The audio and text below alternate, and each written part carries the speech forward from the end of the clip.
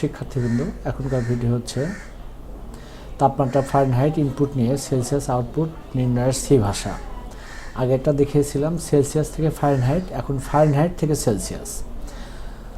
প্রথম লাইন ঠিক আছে, double CF input Fahrenheit value scanf percentage LF এম% এফ। এখানে স্ক্যান করবে হলো ফারেনহাইট ভ্যালু, এই জন্য এখানে এম% এফ লেখা হয়েছে। আগের বার লেখা ছিল এম% সি। শিক্ষার্থী এগুলো খেয়াল করতে হবে। এখানে সেলসিয়াস ভ্যালু ফারেনহাইট -32 ইন্টু 0.555, এটা হলো সূত্র, এটা মুখস্থ রাখতে হবে। প্রিন্ট এফ, তারপরের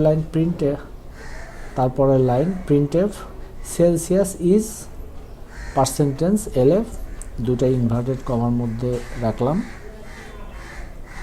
কমা দেওয়ার পরে এখানে ভেরিয়েবল সি, এখানে একটা প্রিন্টের পর্দায় প্রথম লেখা প্রদর্শন হবে, এখানে একটা প্রিন্টের পর্দায় দ্বিতীয় লেখা প্রদর্শিত হবে।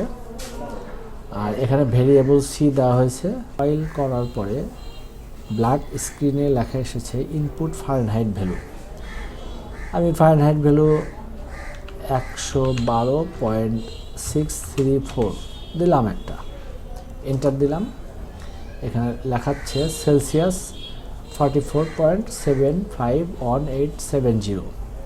শিক্ষার্থীবৃন্দু, এইভাবে আমরা দুইটা প্রোগ্রাম আমি দেখাইলাম সি ভাষায় লিখিত, সেলসিয়াস থেকে ফারেনহাইট এবং ফারেনহাইট থেকে সেলসিয়াস। এগুলো দুটো প্র্যাকটিস করতে হবে, কারণ হলো এগুলো পরীক্ষায় আসে।